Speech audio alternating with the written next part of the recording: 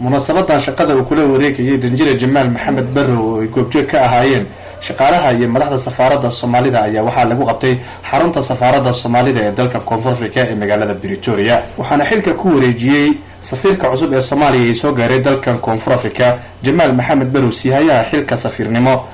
ee shaqada sii hayay muddadii uu safiirka mootanaa ee dalkan Koonfur Afrika ee safaaraddu ka shaqeynaysay محمد علي مير نبضان وحونا أولور بحيي مرحلة كلا دونا يصمرت سفارة الصومالية دالك كونفور أفريقيا سيهايا حلقة سفير نما قنصل محمد علي مير نبضان أي كوريجي دوكومنتي سفارة يكون شقيني سي مددي وحلقة سيهايي سفارة وحالة فري بشي فبراير لبضا كون يصدحي طبانكي حلقاس إلا هدنا وحي هايد سفارة شقينيسا وحي صومرتي مرحلة كلا قدسن إلهي مهديس marxaladahaasu waxay ka mid ahaayeen kuwa basiga ama daruuriga ee ay ku shaqeeyaan safaaradaha caalamka oo dhan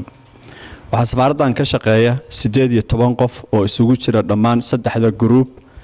ee aan sheegnay diblomaasiyiin u qaybsanayaal iyo local staff سفارة الصومالية ee dalka Koonfur Afrika ayaa waxaa dibadda loo taagay bishii February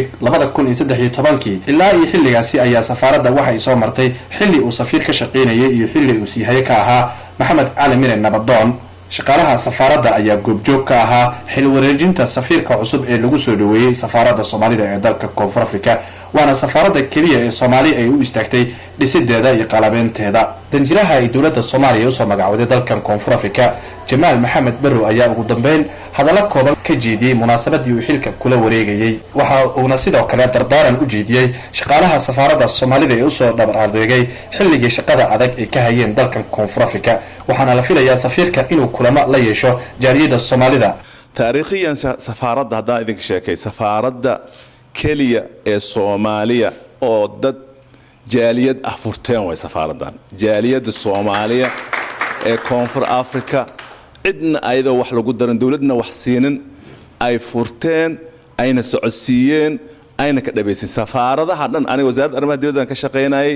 safaarad Soomaaliyeed ma jirto oo jaaliyad intay furtay oo socodsiisay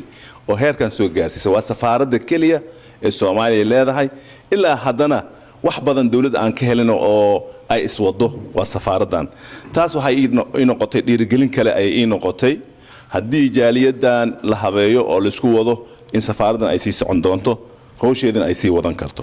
Idris Abdi Hassan TV caalamiga Universal xarunta safaaradda Soomaaliya